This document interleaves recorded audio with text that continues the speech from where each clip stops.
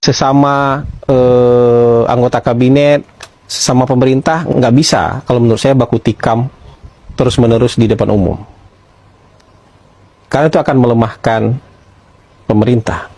Kita kalau mau baku tikam di ruang tertutup, mau saling koreksi, mau saling marah-marah, mau saling debat, mau tunjuk-tunjukkan di ruang tertutup. Tapi kalau di ruang terbuka, kita nanti akan mengentertain orang yang tidak suka dengan pemerintah.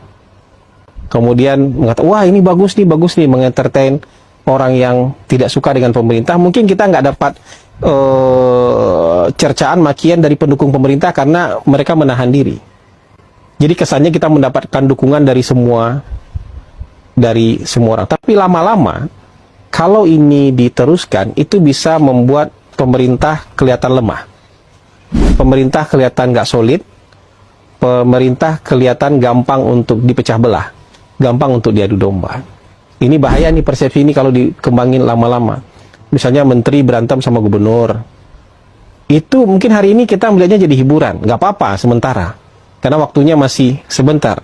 Tapi kalau lama-kelamaan orang akan melihat ini sebagai ketidaksolidan pemerintah. Padahal soliditas pemerintah itu penting sekali. Konsolidasi kekuasaan itu penting sekali. Jadi nggak bisa berlarut-larut kayak gitu. Maksudnya kalau ceplas-ceplosnya mengenai atau kelugasan itu mengenai kebijakan dan lain-lain nggak apa-apa. Tapi kalau saling melemahkan antar pejabat, nanti kan kita juga pernah ada yang kayak gitu dan nggak solid akhirnya gitu loh, dan berantakan juga kayak gitu. Temannya Pak Ishak kan teman saya juga gitu.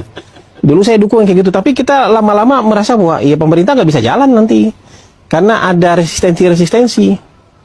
Apalagi kalau jadi common enemy di dalam pemerintahan sendiri, itu jadi perlu diwaspadai. Jadi